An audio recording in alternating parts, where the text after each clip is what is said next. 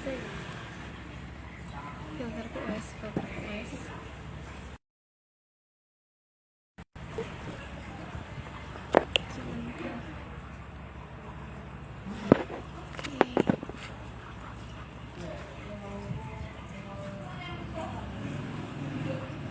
Oke, mohon maaf ini tadi kendala sinyal. Jadi silakan bergabung terlebih dahulu lagi.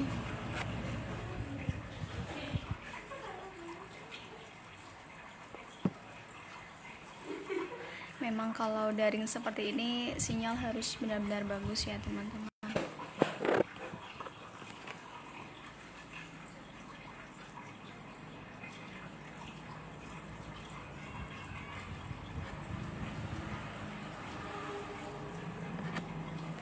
Sinyalku sudah bagus. Sudah, oke. Sambil menunggu terlebih dahulu ya.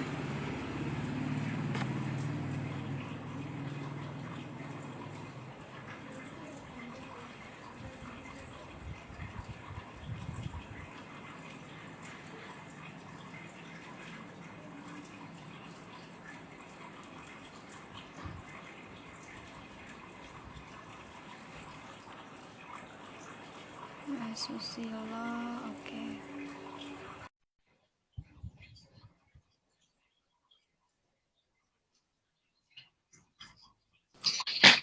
Halo, kembali. Mas, maaf tadi kendala sinyal. Gak ada wifi ya di situ ya? Apa? Gimana? Gak ada wifi di situ. Ada, tadi dipindah itu sambungannya. Ya, Oke, ini sudah 5 yang bergabung. Saya mulai langsung saja ya Mas ya. canda aja. Ya, Saya mulai. teman jadi Oke, sebelumnya Assalamualaikum warahmatullahi wabarakatuh.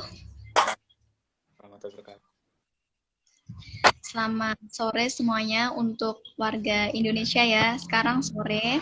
Kalau di Prancis berarti masih pagi ya Mas ya? Masih pagi. Jadi pada sore hari ini kami teman saya bersama Kak Hadi akan live streaming tentang how to bagaimana cara agar dapat lulus tepat waktu. Jadi nanti kita akan banyak membahas tentang itu. Kemudian yang kedua, kita akan membahas tentang studi in France atau belajar di Prancis. Jadi Kak Susilo itu siapa? Pasti nanti banyak sekali yang penasaran ketika kemarin saya nge-share pamflet atau flyer tentang acara ini. Kak Susilo itu siapa? Nanti Kak Susilo perkenalan saja ya. Siapa kakak, kemudian pendidikannya, asalnya dari mana. Nanti silahkan perkenalan lebih dahulu. Ini ada tiga yang bergabung, mungkin masih ada kesibukan sendiri. Nanti silahkan jika sudah free bisa memutar kembali video ini. Nanti akan saya save di IGTV saya. Oke, langsung saja ya Kak. Sebelumnya perkenalan dulu, saya Kisman Tovia, saya dari Pendidikan Biologi Uin Songo Semarang. Kemudian saya kebetulan sedang KKN atau kuliah kerja nyata. Ini kuliahnya daring atau online, jadi dari rumah masing-masing. Dan programnya yang seperti ini Kak, jadi ada webinar atau mungkin live streaming yang berbau-bau online seperti itu. Nah, selanjutnya silahkan Kak Susilo untuk bisa perkenalan dulu, kakak itu siapa, asalnya dari mana, dulunya lulusan mana, dan sekarang studi di mana.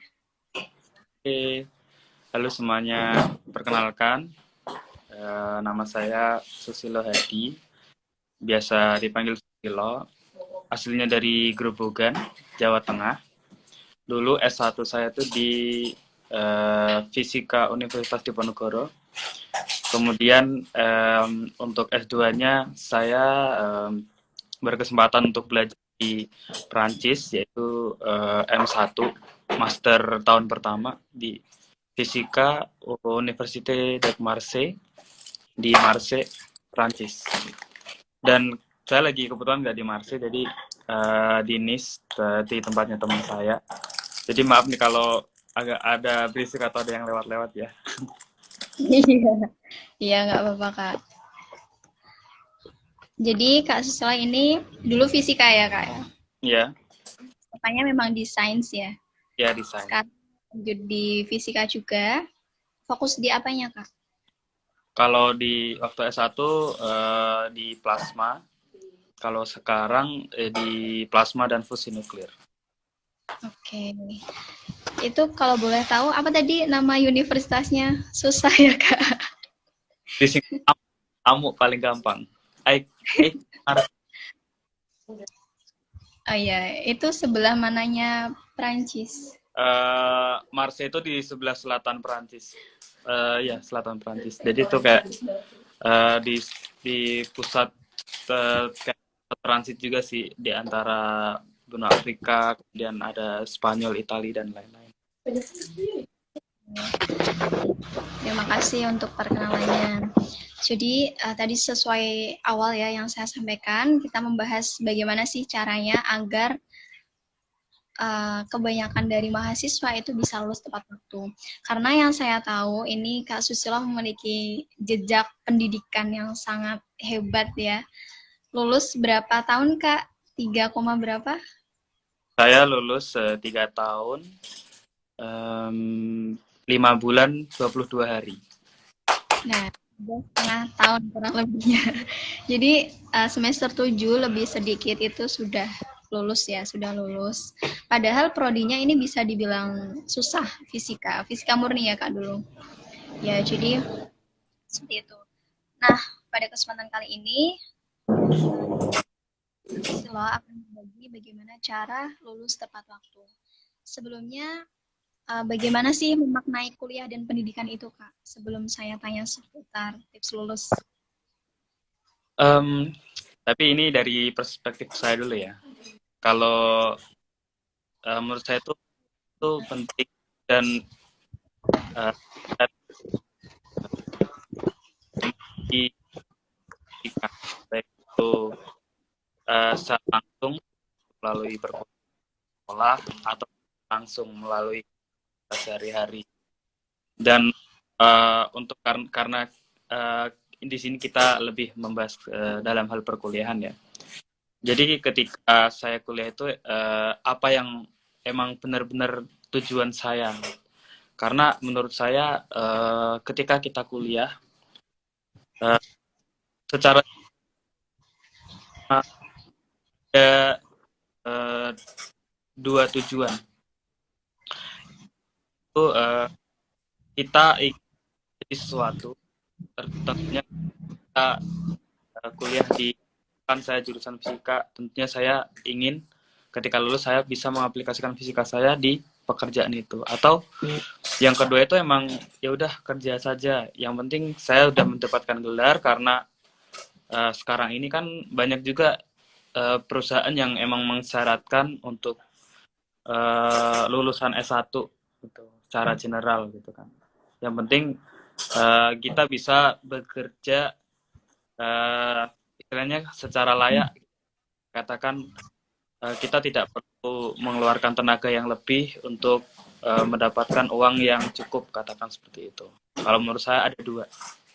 Dia emang benar-benar kita mau mengaplikasikan ilmu yang kita dapat, kemudian emang kita ya udah tujuannya buat kerja, kita mencari gelar buat kerja. Oke. Ya, terima kasih Kak. Kemudian pertanyaan selanjutnya, bagaimana sih pentingnya target itu? Gitu. Ada nggak sih semacam plan list atau mungkin Kak Susilo bikin tulisan, kemudian di situ ada berbagai macam cita-citanya. Itu dibuat atau tidak Kak kira-kira? Kalau saya sih tentu saya buat sih. Cuman aku cerita dari awal ya. Waktu kelas 1 MA saya kan dulu sekolahnya madrasah aliyah. Jadi waktu kelas 1 tuh saya kayak jadi orang gak jelas gitu. Punya kepinginan yang aneh-aneh, katakan kayak pengen bikin robot, pengen bikin dan lain-lain kayak gitu. Terus kayak pengen kuliah juga di University of Columbia, itu di Amerika Serikat gitu.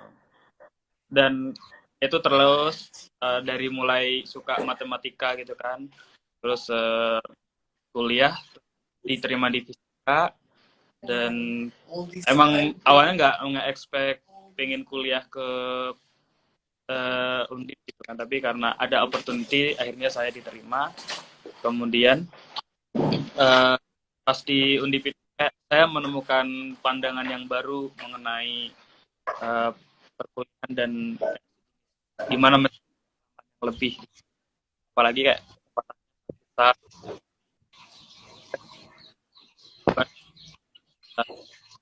dua dua di luar. Kak, suaranya putus-putus. Ya, Saya ulangi. sebentar. Masih. Um,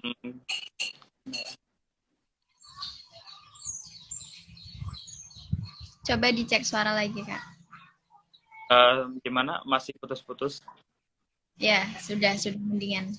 Bisa dilanjut, Kak. Oke. Jadi waktu di perkuliahan tuh kayak saya pengen ikut lomba ini. Saya pengen katakan semester 1 saya pengen dapat nilai segini, semester 2 saya pengen dapat nilai segini, kayak gitu. Kemudian kayak pengen ikut lomba ini, pengen pergi ke sini, pengen pergi ke situ buat explore pengalaman. Terus ya, saya pengen keluar negeri paling nggak 3 negara gitu kan. Ya walaupun nggak semuanya tercapai, tapi setidaknya kita punya bayangan atau impian kayak dari situlah kayak kita berusaha buat mencapainya gitu. Dan alhamdulillah saya pernah keluar negeri juga sekali di Malaysia dan Thailand. Terus pengen keluar negeri atau ya kayak gitu. Terus akhirnya kayak wah saya akhirnya bisa keterima di Prancis, kayak udah seneng banget, kayak wah ini awalnya kayak mimpi banget, kayak nggak kebayang gimana bisa masuk sini gitu kan. Terus akhirnya ada jalan, Tuhan beri jalan kepada saya, dan ya akhirnya saya bisa keterima di Prancis. Dan di sini juga saya juga punya impian yang banyak juga sih, kayak misalkan katakan bisa eksplor pengalaman di sini, bisa mengunjungi tempat riset yang saya impikan, pengen internship di sana juga, pengen PhD di sini juga, dan seterusnya. Tapi yang perlu diperhatikan adalah kita boleh bermimpi dan kita harus ingat kapasitas kita juga.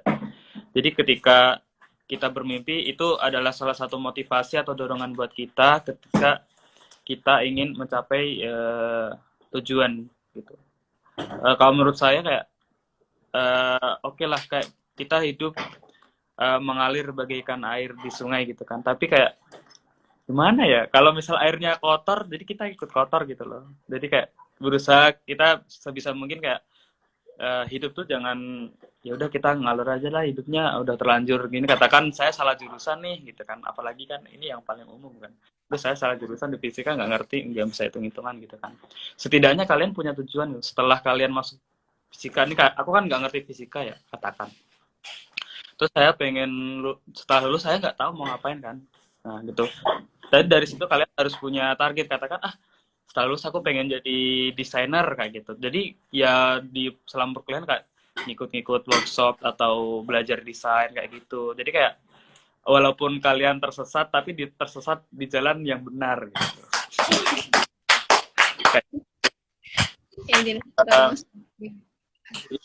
Intinya tuh kayak kalau ketika emang itu kalian katakan kalian udah di posisi seperti ini, jadi apa yang kalian inginkan di kemudian hari, mungkin sebagian orang kayak ngapain sih mikir jauh-jauh kan, hidup yang saat ini aja kayak pusing banget kan, banyak tugas dan lain sebagainya.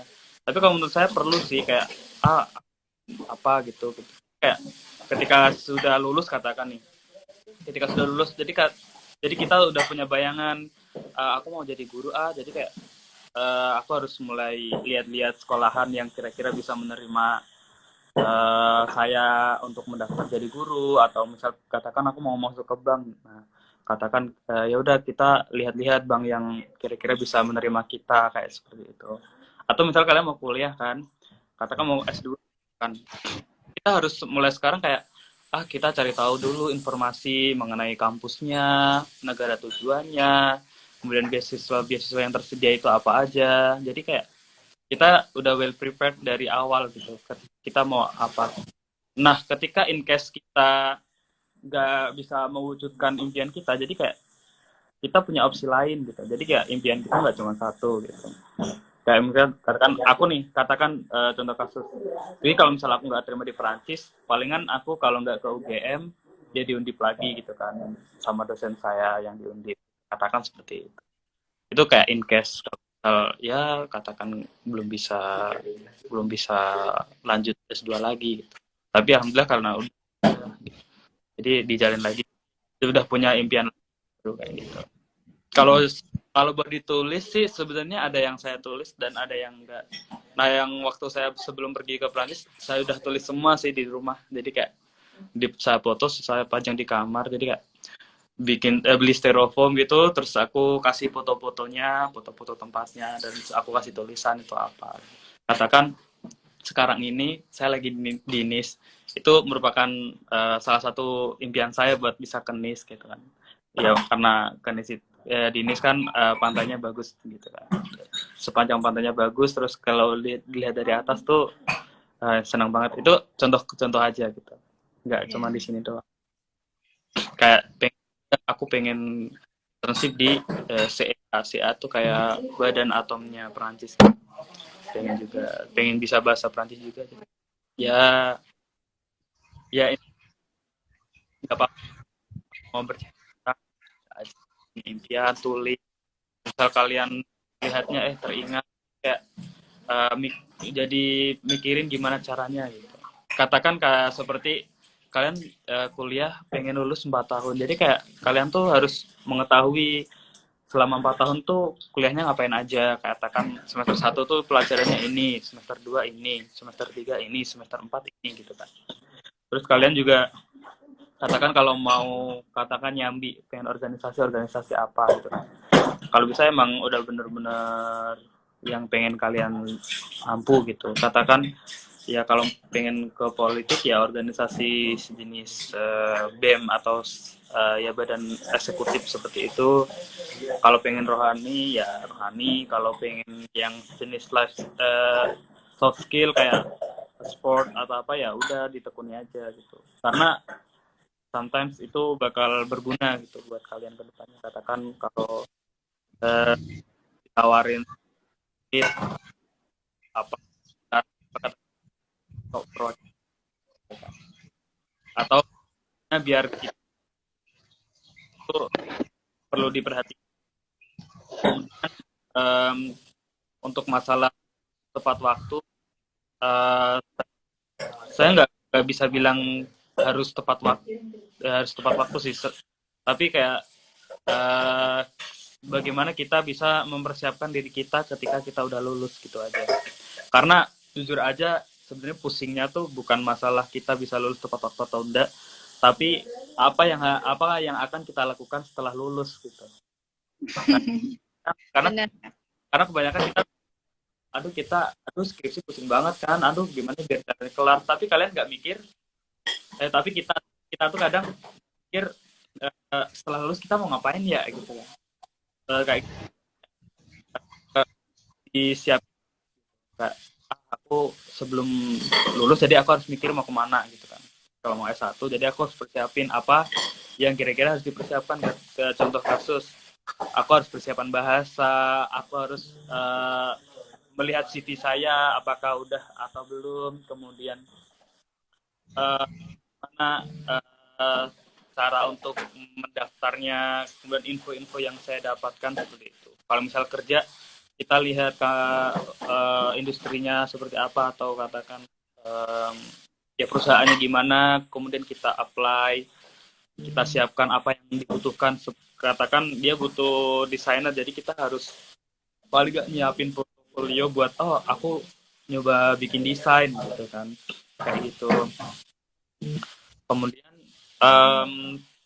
ya sih kalau tepat waktunya itu kalau misal kalian udah punya ini, punya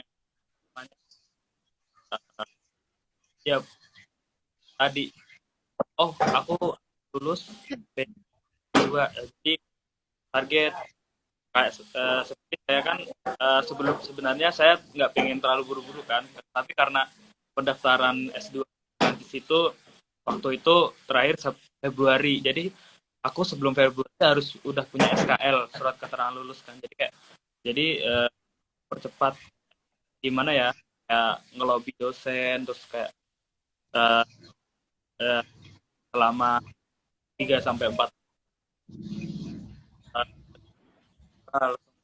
harinya bisa lulus, dan uh, Februari awal aku langsung dapat SKL buat langsung daftar. Itu contoh kasus ya. Yeah.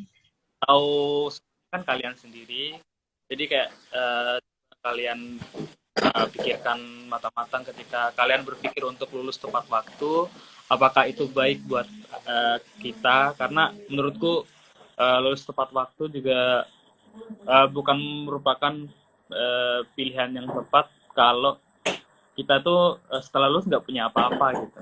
Katakan setelah kita nggak punya soft skill atau nggak punya pengalaman, kemudian kita nggak punya tujuan tuh, itu menurutku hanya akan membuat kita kesulitan juga gitu. Karena emang kita harus punya pengalaman atau bekal yang banyak di selama perkuliahan gitu.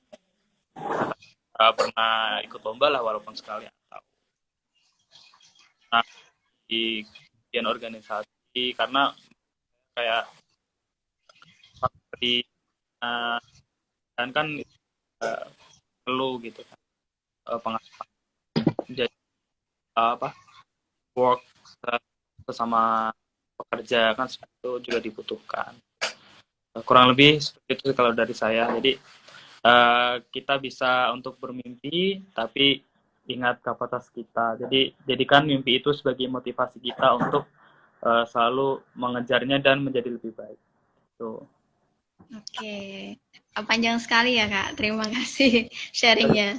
Jadi tadi ya teman-teman, kalau kita mau lulus tepat waktu harus memikirkan lebih dahulu. Setelah lulus itu mau ngapain, dan kita juga harus punya bekal, misalnya soft skill atau mungkin channel ya terutama, kemudian akses kalau misal kita mau kerja atau misal kita mau melanjutkan S2 agar dipermudah. Kemudian ini mungkin pertanyaan terakhir dari tema yang tips lulus tepat waktu ya Kak. Bagaimana sih perjuangannya menggarap skripsi? Mungkin timelinenya itu bisa diceritakan Kak. Oke, jadi aku pengen ya curhat aja kok ya. Ya udah curhat lah ya. Itu Ya. awal mula kayak gitu. Jadi, awalnya kayak saya tuh pengennya waktu aku pengen skripsi di bidang bener-bener murni teori gitu, kayak nggak usah ke lab gitu. Aku kan emang tipikal nggak terlalu suka di lab. Nggak apa-apa, nggak apa-apa.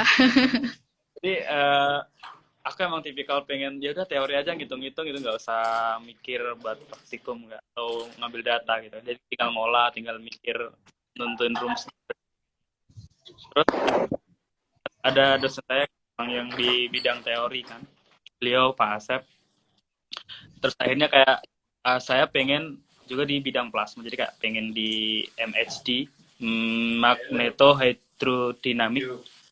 Itu kayak kita ngitung partikel itu bergerak ke dalam, jadi partikel itu dianggap cairan gitu. Jadi partikelnya banyak banget, jadi kayak air gitu. Jadi dia bergerak, mereka kan bergeraknya acak banget. Itu aku pengen skripsinya di situ, tapi katanya ya jangan Mas, ini buat apa, buat S2 gitu kan. Tapi kalau aku nggak apa-apa Pak, kan pengen belajar juga gitu. Oke. Akhirnya saya dikasih tahu risetnya yang sekarang gitu kan, kayak beliau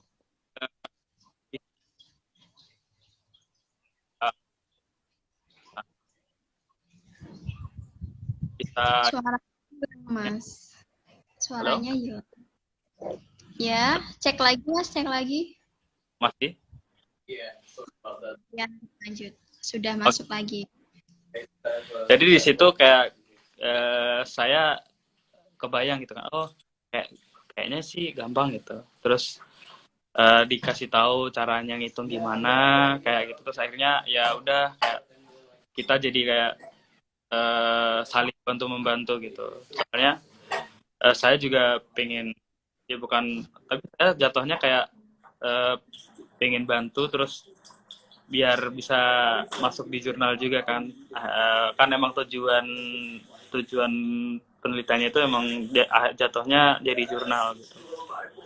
Terus akhirnya saya juga ambil data, saya juga menentukan rumusnya. Terus akhirnya itu jadi skripsi, dan itu juga saya pakai bahasa pemrograman, jadi kayak campur gitu. Jadi saya tuh bikin rumus, kemudian saya juga ngambil data di lab, kemudian saya bikin codingan kayak jadi kayak paket lengkap gitu kan. Itu dimulai dari bulan Juli, terus dari segi perjalanan kayak aduh gitu kan. Ini gimana banyak lah, pasti masalah pasti ada. Kayak misalkan aduh ini kan, apalagi dosen saya ini yang ini kan cuman lebih ke arah teorinya aja gitu kan. Kalau lab, nah saya sama dosen bimbing saya yang kedua Pak Zainul, saya yang lebih tahu beliau. Jadi kayak ketika saya ada masalah, Pak ini cara nyolder gimana, cara bikin rangkaiannya gimana, ini ngambil datanya caranya gimana, tuh saya tanya semua gitu. Jadi kayak udah tahu. Terus untuk yang programming ini yang paling susah kan, karena saya nggak tahu mau bilang siapa.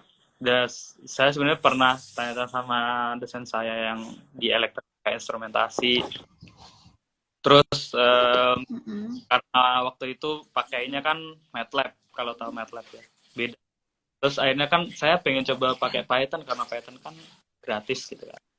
Jadi kayak ya udah diri Pythonnya. Jadi kayak aduh mikir dari nol bikin programnya. Jadi kayak kalau misalnya ada ini mana, nggak tanya siapa yang nggak bisa ditanya kan. Ya udah sampai bulan September itu pokoknya lebih ngambil data dulu sambil programming. Pokoknya kalau bisa. Kak, sinyal lagi. Okay. Sinyal. Udah, udah. Suaranya hilang. Nah, coba. Halo. Halo. Halo, udah? Ini masih belum jelas. Suaranya masih belum jelas. Oke. Okay. Udah jelas belum? Halo, Kak. Halo? Udah jelas belum suaranya?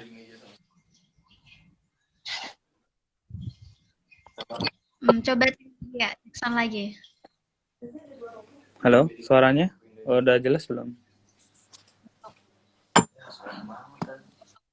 Ini gambarnya agak blur.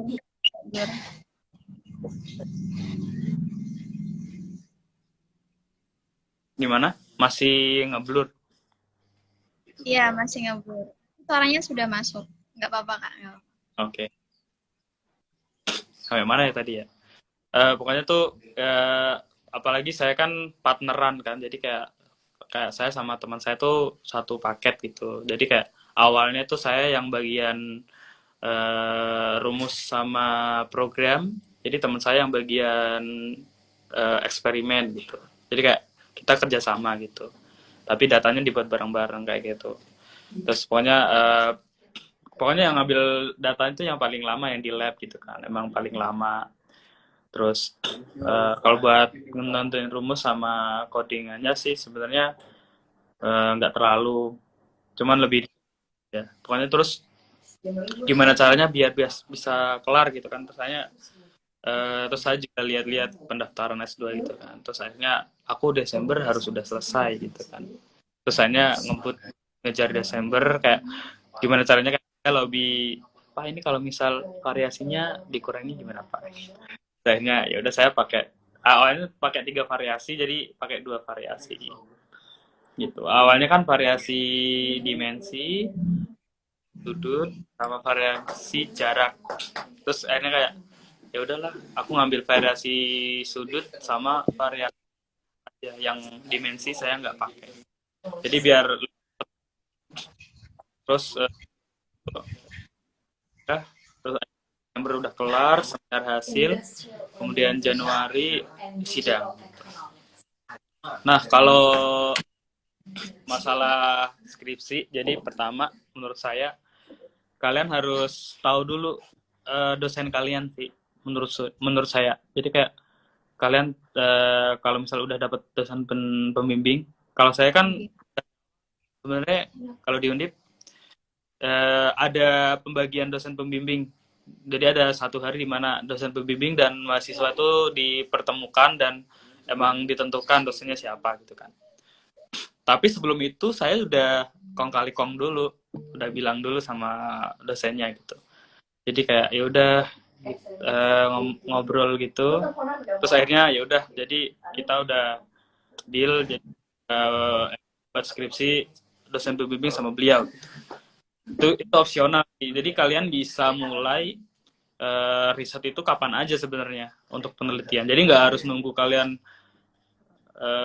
kayak udah harus dicariin dulu atau gimana. Itu kalian bisa dari sekarang. Cuman ya itu pertama kalian harus tahu dulu dosennya seperti apa. Terus apa namanya?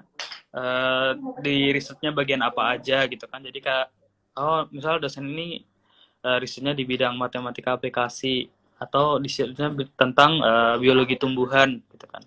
Terus kalau bisa kalian cari-cari deh stalking risetnya apa aja sih gitu kan. Oh kira-kira bagus. Terus kalian punya ide nggak gitu kan. Atau misal katakan dosennya ngasih saran. Oh saya punya riset nih kayak gini. Nah, kamu mau nggak kayak gitu. Kayak seolah-olah kayak kita ditawarin gitu kan. Kalau nggak ya kita ngusulin. Itu bagus. Terus kalau udah itu ya udah kalian buat plan, kalian mau ngapain aja dari segi metodenya, kalian mau ngambil kayak gimana. Jadi kayak udah tahu dulu gitu. Ketika kalian mau katakan saya mau apa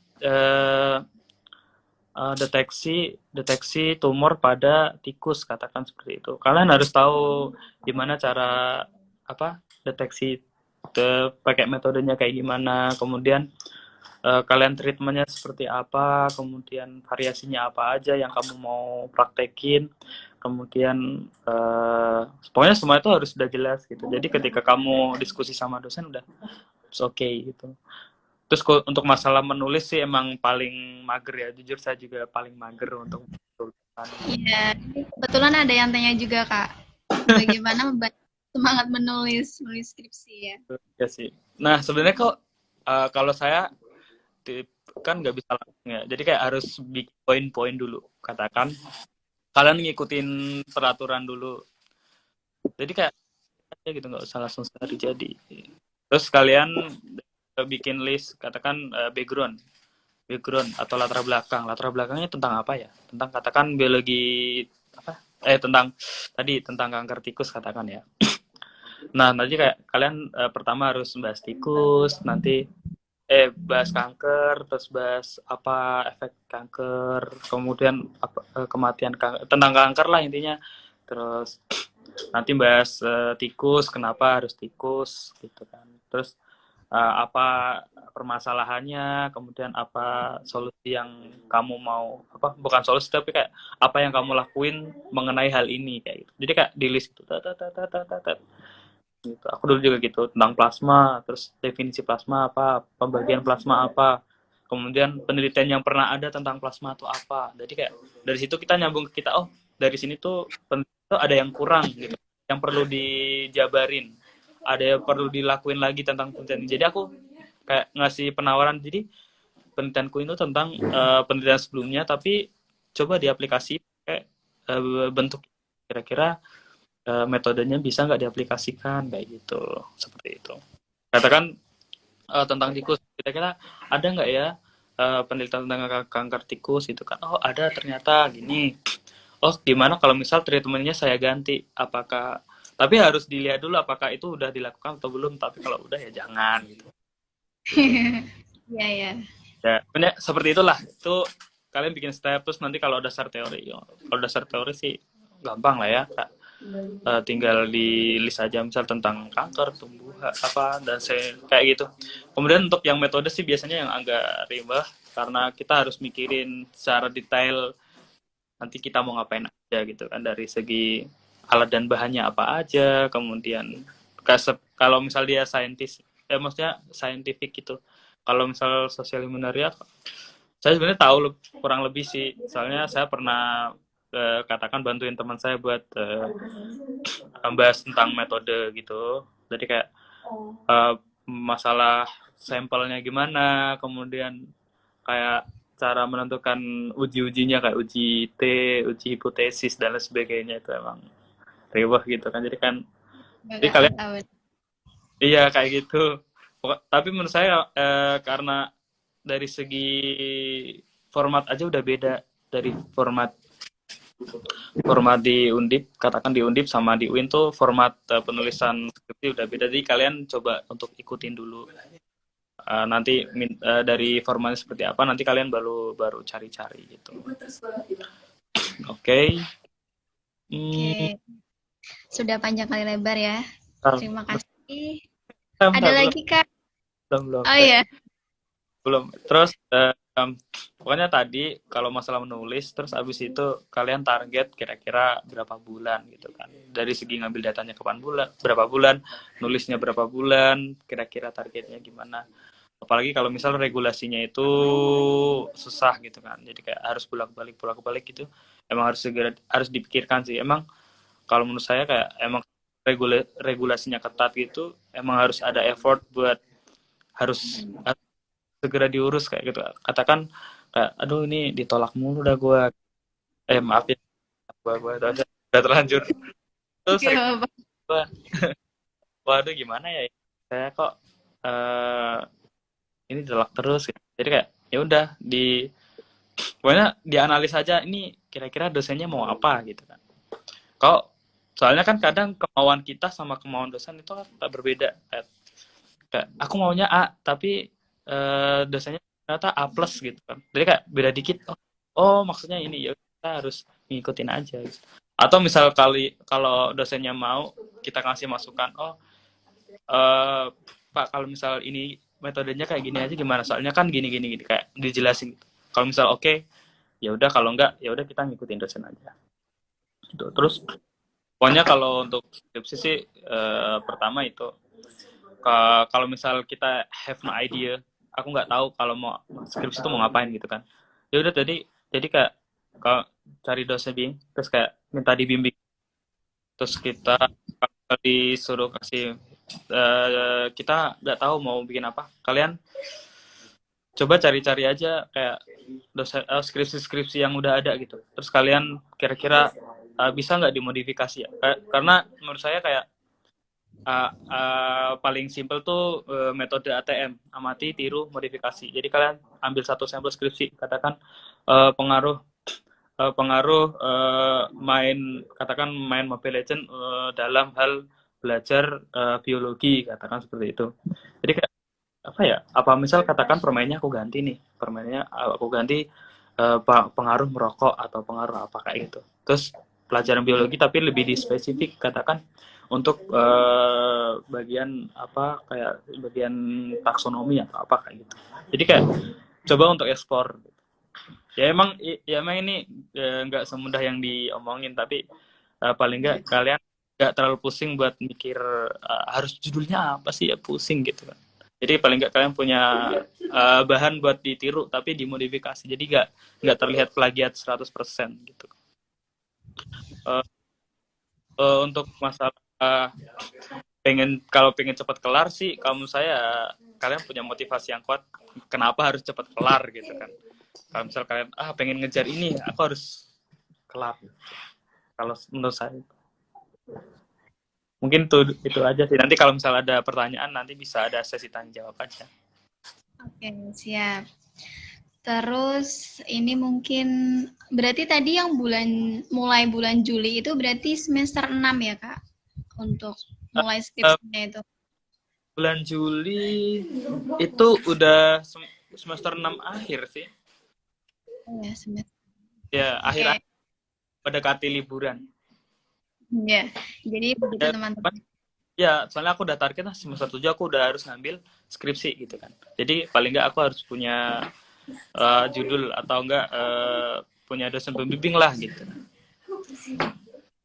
Oke, Kak, siap. Terima kasih. Itu tentang skripsi. Ini rencana mau pindah ini, Kak, mau pindah tema ke studi in France. Soalnya sudah banyak yang tanya. Ada ini closing statement untuk yang tema pertama tadi, Kak. Untuk closing statement sih kalau saya dari saya sendiri uh, cobalah untuk berani bermimpi walaupun itu mustahil dan um, jadikan itu motivasi diri untuk selalu menjadi lebih baik. Dalam contoh kasus, misal kalian ingin kuliah tepat waktu, apa motivasi kalian untuk kuliah tepat waktu? Sampai itu bukan untuk tepat waktu, tapi setelah tepat waktu. Oke, siap. Terima kasih. Jadi, teman-teman, kalau misalnya ada yang mau tanya, silakan nanti bisa langsung di kolom komentar ya. Ini tadi ada pertanyaan masuk sebenarnya, tapi tentang tema kedua, Kak. Jadi nanti saya sampaikan di tema kedua saja. Nah, kalau teman-teman ada yang ingin bertanya, boleh melalui WA saya ya, atau mungkin langsung di komentar seperti itu. Nah, ini lanjut tema yang kedua, yaitu tentang studi in France atau belajar di Prancis. Jadi, Kak Susilo ini merupakan mahasiswa S2 ya, S2-nya di Prancis, di Universitas, apa tadi namanya? Aix-Marseille ya, Ya. Aix-Marseille di Prancis, ngambil fisika lagi.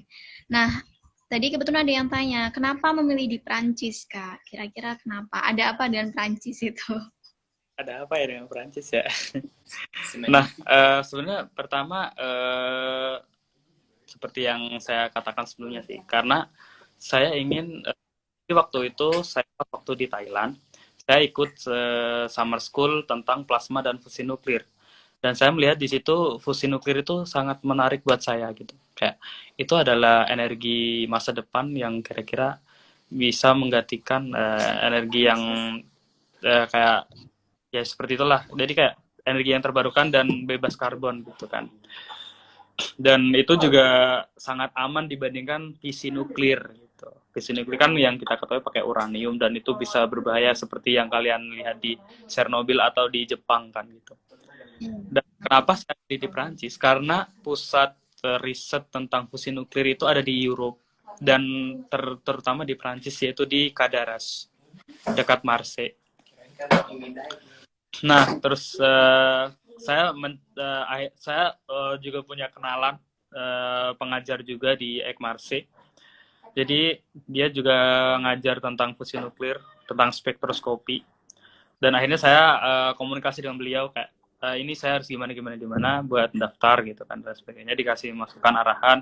Jadi saya dikasih masuk aja di kampus ini gitu. Terus akhirnya saya apply. Dan kenapa saya milih Perancis? Karena di sini saya bisa bilang untuk apply beasiswa itu lebih mudah kalau menurut saya ya. Karena saya nggak tahu kalau di Jerman, katakan di Jerman. Saya melihat kalau di Jerman tuh harus ada, kan setahu saya kalau beasiswa EPOS itu kita harus punya pengalaman kerja minimal 2 tahun atau ya seperti itu. Atau katakan di Jepang itu Monbuka Habuso atau MEXT itu juga katakan persaingan sangat ketat banget. Soalnya kan di Jepang juga pendaftarannya ya gitulah, banyak proses. Kalau di UK, apalagi di UK itu sumpah itu parah banget. Kayak kalau misal kalian nggak bisa lah beasiswa, kalian harus punya banyak duit sih, katakan seperti itu kan. Karena saya emang ngincar beasiswa kan. Terus juga di sini beasiswanya dari pemerintah Prancis, nggak tanggung-tanggung. Kayak pemerintah Prancis tuh mau ngasih beasiswa ke étudiants étrangers atau uh, international student ya. Jadi Ya. kayak kalau bisa apply di situ kenapa tidak gitu. Apalagi di Perancis emang kebetulan saya pengen ke sana gitu. Terus akhirnya saya daftar di Ekmarse dan saya diterima beasiswa. Beasiswa kalau di Indonesia sih namanya beasiswa tematik ya, tapi kalau di sini beasiswa student étranger l'affaire atau intinya tuh dari pemerintah Prancis untuk student yang dari luar negeri gitu. Terus lagi ya, apalagi sih? Tadi pertanyaan apa sih? Ya, kenapa memilih di Prancis? Ya tadi Tadi. eh, Ya. karena pengen tertarik di bidang ini dan di Prancis tuh bagus karena di sini pusatnya risetnya. Terus juga ada CEA, ada ITER kalau misal tahu. Jadi ITER tuh kak International Thermo Nuclear Experimental Reactor. Jadi emang kerjasama internasional dan emang pusat di situ dibangun prototipe fusi nuklir buat energi listrik. Jadi emang tujuannya buat energi. Terus kerjasama itu ada Europe, ada Rusia, Federasi Rusia, ada Korea, ada Cina, ada India, ada US gitu. Oke. Ya, oke. Terima kasih Kak atas jawabannya. Terus bagaimana sih persiapannya ketika mau studi di Prancis, terutama kebutuhan administrasi gitu Kak? Biasanya kan kalau ke LN itu ada motivation letter, esai, CV harus gimana-gimana. Itu mungkin Iya, secara singkat Kak bisa dijelaskan. iya. Kalau menurut saya emang tadi sih. Jadi sebelum lulus saya tuh emang benar-benar nyiapin semuanya apa itu. Jadi kayak emang benar-benar belajar bahasa dulu. Emang paling penting sih belajar bahasa. Kalian, tapi untungnya sekarang di Prancis tuh bisa ada yang bahasa Inggris gitu. Jadi kalian nggak perlu belajar bahasa Prancis kan karena bikin sakit amandel Iya. gitu. Eh, Jadi belajar bahasa Prancis sendiri sih. Jadi kayak ya biasa aja sih. Cuman karena saya lebih prefer pakai bahasa Inggris aja gitu. Terus saya belajar IELTS, terus di Pare, khusus di Pare 1 bulan, kemudian tes di Jakarta, terus juga bikin motivation letter. Saya bikin motivation letter juga Kak minta ini kurang apa sama dosen kenalan saya yang di sini. Terus nyiapin semua berkas yang ada kayak SKL. Pokoknya saya harus tahu dulu berkasnya apa aja sih gitu. Gitu. Jadi kayak aku harus nyiapin selama saya skripsian gitu. Jadi sekalian. Gitu kan. Jadi kalau masuk masuk masuk terus misal kalian kalau pengen ke Perancis, jadi kalian bisa menghubungi kampus France Indonesia. Jadi kalau saya sih kan karena di Semarang, ikutnya yang di Jogja, jadi kampus France Jogja. Jadi saya konsultasi sama beliau, namanya Mbak Renza. Jadi saya konsultasi terus sama Mbak Renza, ini daftarnya gimana Mbak? Ini saya pengen ke sini Mbak. Jadi kak, biasanya gimana Mbak ini? Beliau juga ngasih tahu gimana, misalkan oh saya kurang gimana, motivasi kurang gimana, kayak gitu. Tadi benar-benar diarahin gitu. Bukan bukan dibuatin tapi dibantu koreksi gitu, sama dibimbing. Nanti daftarnya gini gini gini. Saya sempat lobby juga. Ini kan pendaftaran udah mau tutup. Saya misal nyusul berkas ini boleh nggak? Oh, boleh. Nanti kabar-kabar aja. Gitu. Kayak, wah, alhamdulillah banget gitu kan. Pokoknya coba cari info sebanyak-banyaknya. Kalau misal kalian butuh informasi, katakan kalau yang di Prancis ya. Kalian bisa tanya kampus France, Jogja. Kalau misal kalian di daerah Jogja atau Jawa Tengah.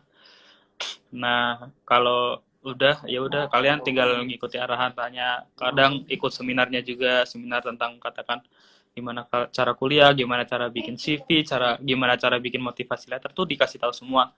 Kalau misal udah diterima nanti dibantu juga bikin visanya, gimana cara bikin visa, nyiapin berkasnya, kayak gitu dikasih tahu semua. Pokoknya the best banget sih kalau menurut gua kampus France. Makanya kayak ya udah kita benar-benar dibantu banget gitu kalau buat ke luar negeri. Jadi ya tinggal siapin berkas, mental sama uang gitu. Ya pasti walaupun walaupun beasiswa pasti tetap ngeluarin duit gitu kan. Tapi ya worth it. Ini contoh kasus kalau misalnya di Perancis. Kalau misalnya kalian ke luar negeri, ya bisa gitu. Misalnya katakan di Jerman, ya kalian harus tahu kira-kira ada nggak ya organisasi yang bisa bantu, katakan ngasih tahu info atau cara untuk apply visa. Setahu saya ada sih kayak DAAD itu ngasih banyak info tentang beasiswa di Jerman. Ya kayak cari tahu aja gitu, cari info sebanyak-banyaknya. Oke Kak, ini di Indonesia itu sedang hujan, jadi nanti suaranya kalau misal nggak jelas juga apa ya. Ya jelas kok, Sedang. jelas. Jelas. Oke, itu tadi. Jadi ada satu organisasi ya Kak, komunitas itu namanya kampus apa tadi? Friends Kampus atau France, oke, ya bahasa Perancisnya France. Friends. Itu Kampus France. aku sudah follow Instagramnya itu Kak. Keren. Barangkali nanti bisa inilah sana barangkali. Jadi, Iya, nggak apa-apa. Bisa kok, bisa. Banyak kok yang sains itu bagus. Kayak di bidang biologi di sini banyak juga yang bio nature, terus bidang bio neuroscience atau banyak sih. Sebenarnya di sini di Prancis tuh macam-macam. Tapi kalau di Prancis lebih terkenalnya di bagian sains politiknya sama apa namanya? Apa sih yang sosial humanitarian kalau yang di Prancis lebih bagus mana sih? Kalau di Prancis enggak, maksudnya lebih menonjol kalau yang di Prancis kayak menurutku ya lebih ke sosial politik sama filosofi filsuf ya. Ya itu sih di Paris lebih. Tapi di Paris ada yang bagus sains kayak Ekol Politeknik sama Sorbonne juga bagus, terus Ekol Nomar banyak lah, kalian cari tahu aja informasinya. Tapi kalau misalnya kalian pengen katakan kalian pengen tahu, bisa hubungi saya lewat DM atau kalian bisa tanya langsung ke apa namanya kampus France. Lupa dulu dari pusing grogi. Iya, kampus France Indonesia gitu. oke Kak. Itu tadi sharingnya ya, persiapan apa saja yang tadi teman-teman sempat tanya kenapa milih di Prancis. Nah ini Kak Susilo sudah memaparkan apa saja persiapannya. Kemudian ada pertanyaan lagi. Ya. Kalau menurut aku ke luar negeri itu kan suatu hal yang bisa dibilang luar biasa. Jadi nggak semua orang berani ke luar negeri. Apalagi kita belum tahu ada di sana, bahasa di sana itu bagaimana, lifestyle di sana itu bagaimana. Nanti kalau berbeda dengan negara kita bagaimana? Nah, apa motivasi kakak? Kenapa kok bisa berani keluar dari zona nyamannya? Um, Kalau menurut saya sih bukan masalah zona nyaman ya, kayak aku lebih mikirnya kayak aku pengen punya pengalaman lebih gitu. Jadi kayak kalau bisa keluar negeri, kenapa enggak? Kan sometimes kita bisa balik ke Indo gitu kan. Terus bener sih emang kalau di situ emang bener-bener beda banget sama yang di Indo, apalagi kayak masalah makanan. Apalagi aku makanan emang intoleran banget sama makanan Prancis gitu kan. Jadi kayak mau mau nggak mau aku harus masak sendiri. Aku benar-benar bawa kerupuk, bawa mie, bawa apa ya, kayak katakan yang berbau-bau makanan Indonesia banget gitu. Jadi kayak kalau misal habis ya udah saya beli, cari ke toko Asia, cari kangkung. Nggak cari kangkung di sini mahal, tapi wah sumpah ya, pengen banget gua. Jadi kayak dia kayak perlu effort gitu. Bahkan tempe aja di sini ya jarang gitu, mahal lah, mahal juga gitu. Paling kalau enggak ya bikin tahu atau sosis gitu, kayak bener-bener masak sendiri gitu. Memang masalah makanan ya. Kemudian untuk masalah budaya juga beda. Kemudian apa ya, tapi emang saya kan di sini juga merasa kayak wah di sini pendidikannya emang beda banget sama di Indonesia gitu kan, kayak wah kayak keren banget gitu dari segi suasana belajar mengajar, dari segi suasana teman-teman kampus gitu, dari segi di kampus tuh budayanya kayak gimana kayak gitu tuh ya beda sama yang di Indo kayak gitu. Terus tadi apa lagi pertanyaannya? Pasti sudah ya Kak keluar dari zona nyaman. Terus mungkin ceritakan ini pendidikan di Indo versus pendidikan di Prancis. Kira-kira yang beda itu apa? Gimana ya? Sebenarnya ada plus minusnya gitu. Kalau di aku mau ngasih gambaran aja deh yang di Perancis. Di Perancis itu ada kalau masalah kuliah ya. Jadi di sini ada licence. Licence itu kalau di Indo S1. Nah, di sini S1-nya itu cuman 3 tahun, paling lama 3 tahun. Tapi ada L Pro juga sih. L Pro itu L4 gak sih? L Pro. Oh, tahun ketiga. Atau apa? Tiga. L Pro. Oh iya, 3. Berarti emang bener 3 tahun doang.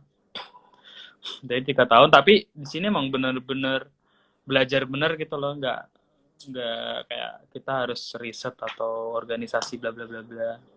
Kalau di Indo kan kita ada S1, nanti ada apa kaderisasi lah, ada organisasi dan lain sebagainya. Kalau di sini paling cuman kayak ya udah belajar, terus di sini ada ekstrakurikuler kayak olahraga gitu, ada kegiatan kemanusiaan apa dan tapi nggak nggak wajib banget sih. Terserah kamu mau ngambil apa enggak, tapi lebih ke emang benar-benar dituntut untuk belajar belajar belajar gitu. Jadi kayak emang makanya di sini orang Prancis tuh rata-rata pinter-pinter ya di bidangnya, saya nggak tahu sih, aku mengeneralisirnya gitu. Terus soalnya pas aku di kelas tuh kayak emang temanku yang lulusan L3 fisika emang orangnya pintar-pintar banget gitu kan. Dan nggak dituntut kayak harus riset gitu, nggak. Kalau di sini pun master juga nggak bener-bener kayak kita harus nyari ide sendiri, nggak. Tapi kita bener-bener dituntun gitu. Katakan ada supervisor yang punya riset, jadi kayak kita tertarik, oke, kita bikin apa, bantu bukan bantu riset, lebih ke ngelakuin risetnya gitu. Dan itu masih dianggap student gitu. Kalau di Indo ya lebih ke ya udah kayak gitu, eh, ya belajar ya ngelakuin hal yang lain. Tapi kalau aku lihat sih kita lebih punya banyak kelebihan gitu, kayak kita nggak cuma belajar doang gitu kan kalau di Indo. Cuman kalau di Prancis emang udah emang bener-bener belajar, bener-bener belajar, jadi pinter banget gitu. Mungkin kalau diterapin di Indo kayaknya nggak mungkin sih, kayak pusing belajar belajar. Stres ya? Iya, soalnya Sempet ya. suka belajar. Terus kalau suasana belajar mengajar di Prancis emang terbaik sih menurut saya, kayak dari segi dosen aja itu udah bener-bener dosen ahlinya gitu. Katakan dosen matematika, emang pinter banget matematikanya, terus ngerti cara ngajarnya, kemudian kayak runtut banget, kayak enak lah jelasinnya gitu. Kalau di Indo kan kayak bejan-bejan gitu kan, kadang dari segi cara ngajarnya pun kadang udah kalian bikin presentasi gitu kan, atau ini nanti baca ini sampai ini, nanti kalau nggak tahu tanya, kayak nggak semuanya gitu, cuman ada lah ya. Tapi kalau di sini nggak ada sama sekali. Dia emang bener-bener ahli. Emang. Tapi kalau di kampus saya emang semuanya the best. Jadi emang bener-bener tahu. Terus di sini juga sistemnya ada dua, ada CM, ada TD. Jadi CM itu modelnya kayak kuliah umum gitu. Jadi kita ya udah cuman dengerin, dengerin, dengerin, nggak dikasih tugas dan lain-lain. Kalau di Indo kan ya udah kita diajari, terus habis itu ada tugas nih ya, kerjain sampai ini, kalau gitu gitu. Nah, kalau di TD kita tuh kayak bukan lebih ke kuliah tapi kayak kita belajar bareng, exercise kayak latihan soal gitu.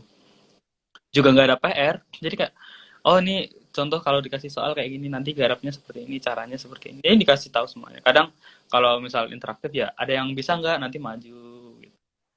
Ya kayak gitu sih. Hmm, jadi kayak santai.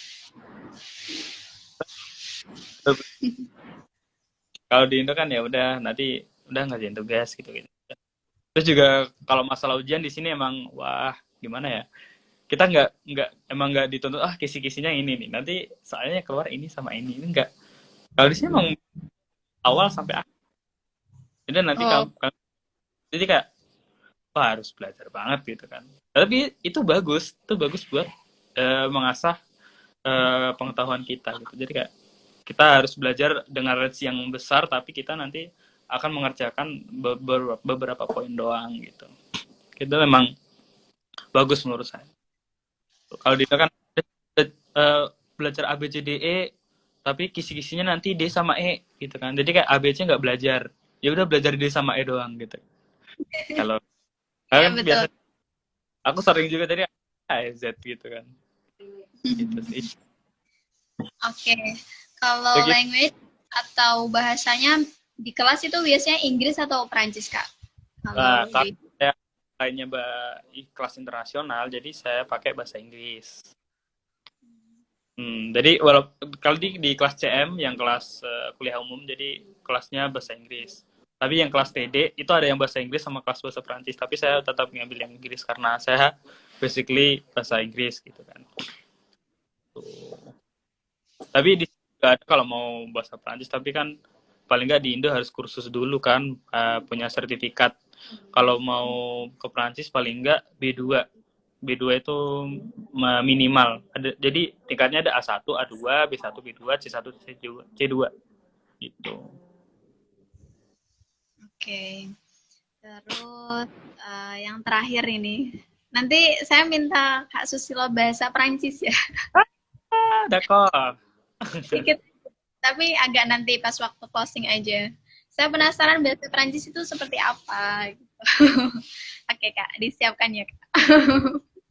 Pertanyaan yang terakhir tentang lifestyle di ini Prancis, gaya hidupnya di Prancis itu bagaimana? Gimana? Tentang gaya hidup di Prancis, Kak, orang-orangnya dan lain sebagainya. Secara singkat saja tidak apa. Um, Gaya hidup ya, aduh. Nah kalau ya benar. Kalau di Prancis tuh emang bener-bener menghormati waktu banget gitu loh. Jadi kayak uh, di sini emang bener-bener harus tepat waktu. Baik dari segi kayak kuliah nih harus datang jam 8 gitu kan. Karena di sini dosennya tuh nggak ada yang pernah telat, nggak ada yang pernah. Sama sekali nggak ada, Kak. Katakan jam 8 kan masih masih di sini matanya baru melek kan. Jadi kan dosennya tuh datang aja gitu. Aku kan kadang jam 8 kurang 5 menit gitu kan.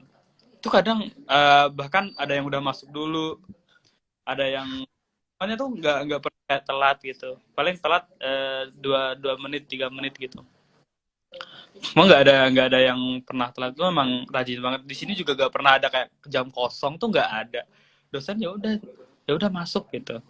Di sini kan nggak ada jam kosong dan kayak alasan apa buat kosong gitu. Paling sakit gitu kan. Tapi di sini orang lihat nggak tahu. Pokoknya gitu. Emang di sini banget. Terus di sini jam 1 itu emang buat makan siang gitu. Di sini mereka juga menikmati makan siang banget gitu. Kalau kita kan kadang nggak pulang gitu kan dan sebagainya. Kalau di sini emang kak di sini kan ada resto kampus juga. Terus apalagi ya? Terus masalah transport untuk masalah busana di kampus sih bebas. Kalian mau kalau telanjang nggak mungkin. Eh, pakai kaos terus celana celana pendek itu bebas-bebas aja. Kalau aku nggak pernah sih. Nggak pernah soalnya dingin jadi nggak kuat gitu. Jadi harus pakai panjang. Kadang aku juga pakai jaket terus kayak gini. Soalnya emang dingin banget kayak kayak di AC tapi suhunya 11 16 gitu. Jadi di sana musim apa, Kak, sedang sekarang ini? Di musim gugur. Musim gugur ya? Iya, musim gugur. Autumn. Oke, oke. Itu Setelah lifestyle. jadi Terus, terus enggak lagi. Terus di sini kalau masalah transportasi bagus di sini emang transportasi tepat waktu. Terus juga jangan dong. Jadi kayak kita nggak perlu emang benar-benar nggak perlu pakai motor gitu karena di sini transportasinya emang bagus gitu. apalagi di Marseille, di tempatku emang ada banyak transportasi, ada metro, ada bis, ada tram, banyak banget. Terus kemana-mana terjangkau gitu. Kalian mau kemana pasti bisa. Jadi nggak usah perlu motor dan sebagainya. Jadi kayak cuman naik itu aja. Itu. Terus Oke. sih, Terus ini berhubungan sama alam ya. Polusi di situ gimana Kak? Polusi, eh pencemaran. kayak saya nggak, tapi di sini saya jarang menemukan kayak keasepan gitu sih, kayak kadang di Indo kan kayak keasepan gitu. Bukan. Banyak sekali malah. Ah, gimana? Iya, kalau di Indo kan asap kendaraan motor itu banyak sekali di jalan. Udah siang Ini sedikit nanti sudah banyak asap. nggak terlalu kayak di Indo gitu. Ya, maksudnya kadang panas kayak emang suasana kendaraan gitu kan. Kalau di sini emang panasnya tuh mataharinya emang panas banget gitu. Tapi nggak karena panas kendaraan gitu. Ya, ya walaupun kendaraan di sini juga ada mobil, tapi motor jarang sih. Kebanyakan mobil. Kalau di Indo kan banyak motor. Gitu. Ya, Kalau polusi kayaknya nggak terlalu, tapi soalnya di sini kadang ada industri juga nggak sih yang polusi. Tapi jauh nggak sih? Jauh ya. Jauh-jauh. Emang jauh dari pemukiman atau pusat kota gitu. kalau biasanya goes gitu ada nggak Kak? Gue Sepeda waktu sepeda goes. banyak di sini, di mana-mana. Pada pakai. Di tempatku malah ada yang ini disewain sepeda gitu. Di mana-mana. Oke. Sepertinya sudah Kak untuk Ah, ini. Udah cepet banget ya.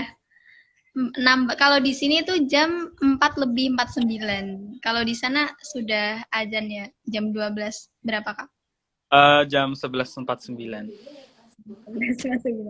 Oke, aku kadang masih lupa bedain ini jarak waktunya Indo dan Prancis itu uh, Aja. ini aja. Eh, Oke, ya kurangi 5. ya, kurang 5. 5 jam.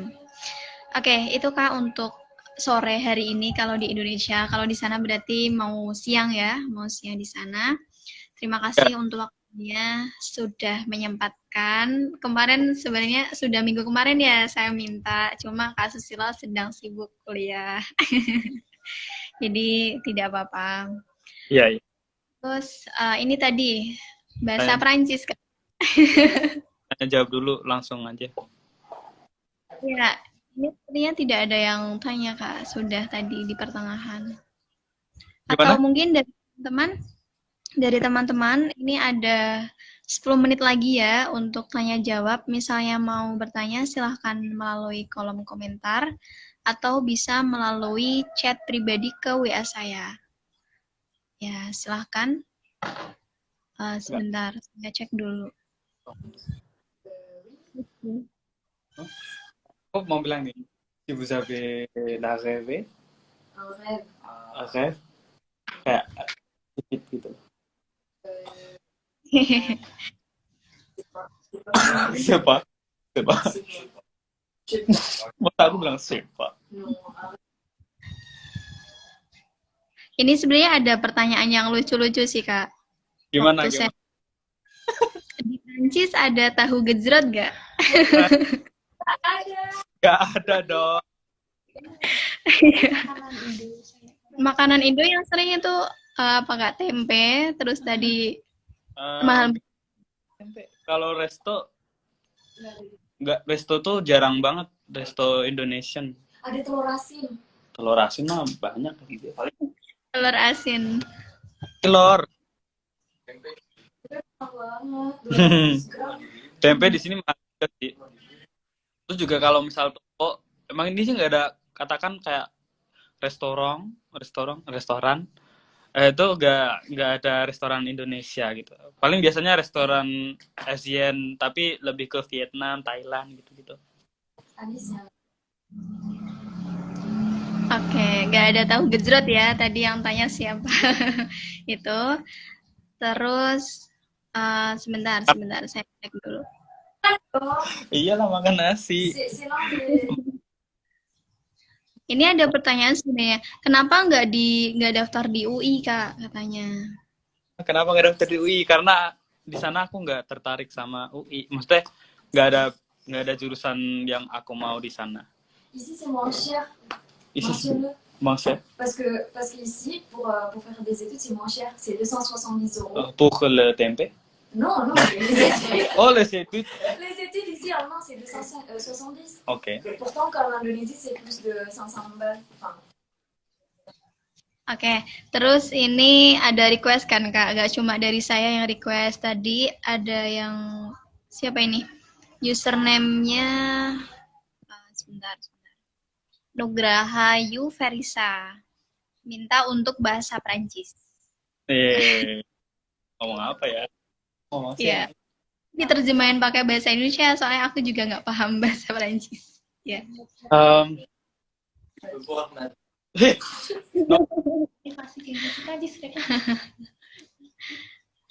Atau motivasi dengan bahasa Prancis. Ini ada request itu. Tak mikir bentar dulu.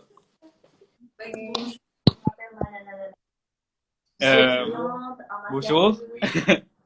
Bonjour, je suis Susi Lohati, c'est indonésien. Pour moi, profitez bien de la vie. Et si vous avez le rêve, prendre bien pour le bien futur. Itu artinya apa, Kak? Tahu artinya? Jadi pertama kenalan, bonjour. Jadi bonjour itu ya kayak halo gitu atau assalamualaikum kalau di Indo. Terus je suis Susilo, nah saya Susilo. Je suis Indonesia. Saya orang pour moi, menurut saya profitez bien de la vie, nikmati hidup dengan baik. Dan si vous avez le rêve, bila kalian punya mimpi, prendre bien pour le bon futur. Dan itu take it for a better future. Kayak gitu sih. Oke, terima kasih. Aku dengar itu aja udah kayak gimana di tenggorokan itu, Kak. Aku ngucapin ya susah ya. Beda logatnya. Oke, sebenarnya sudah Kak, nggak ada yang tanya juga. Dan sudah sore kalau di sini, sudah mau jam 5. Jadi closing dulu dari Kak Susilo sebelum tak ini pakai bahasa Indo. Belum tak tutup. Terus sama aja sih. Jadi, menurut saya ya nikmati aja hidup yang kalian terima saat ini, dan apabila kalian punya impian, jadi ya udah gapai sebisa mungkin.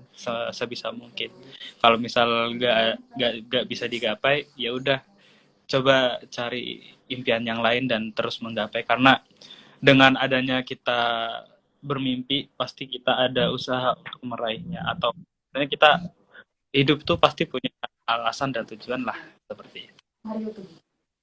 Mario Teguh. Susilo Teguh. Oke, terima kasih Kak untuk sore hari ini. Semoga apa yang tadi sudah disampaikan bermanfaat. Kita tadi sudah banyak dengar dari Kak Susilo tentang bagaimana sih tips agar lulus kuliah tepat waktu dan bagaimana tentang studi di Perancis. Mungkin live streaming kali ini semoga dapat memotivasi teman-teman semua agar lebih bersemangat untuk skripsian, terutama untuk saya juga. Saya sudah semester 7. Nah, jadi kalau intinya kalau ada masalah jangan dipendam sendiri ya, bilang sama temennya atau ke dosennya gitu ya. Okay, kalau skripsi dipendam sendiri nanti nggak selesai. Benar-benar. Mungkin dari kita berdua ya Kak, foto dulu Kak. Boleh. Jangan gitu. Apa? Sepertinya rame tadi. Gimana? Senyum dong. Ada penontonnya rame sampingnya. Boleh diajak nggak apa-apa, Kak? Nggak mau. Enggak, jangan. Aku malu. Malu lu.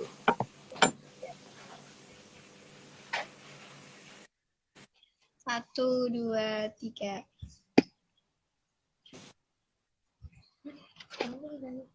Oke, sudah. Oke Kak, sudah ya untuk sore hari ini. Terima kasih. Maaf sekali mengganggu waktunya. Nggak mengganggu kok, santai aja. Semoga bermanfaat. Iya, terima kasih semua. Dari saya, sekian. Wassalamualaikum warahmatullahi wabarakatuh. Waalaikumsalam. Saya pamit dulu ya. Dadah. Ya. Sampai jumpa di Indo. Sampai jumpa di Indo. Semoga saya bisa ke Prancis. Oke. Sudah ya teman-teman. Jadi itu tadi dari yang sudah disampaikan Kak Susilo. Yang belum sempat bergabung ketika saya live, nanti bisa melihat di IGTV saya. Itu sudah saya save nanti ya. Tinggal tunggu saja prosesnya. Sekali lagi terima kasih yang masih standby. Ini ada 4, yang tadi sempat ada 11 ya. Itu terima kasih banyak sudah ikut join. Tunggu ya nanti untuk live streaming selanjutnya. Insya Allah masih ada. Saya tak nyari pemateri dulu yang lain. Sekian dari saya, kurang lebihnya mohon maaf. Salam dari Kismun Tafiah, Prodi Pendidikan Biologi Universitas Semarang, dan teman-teman KKN yang lain untuk bisa lebih bersemangat. Terima kasih. Wassalamualaikum warahmatullahi wabarakatuh. Ini ya.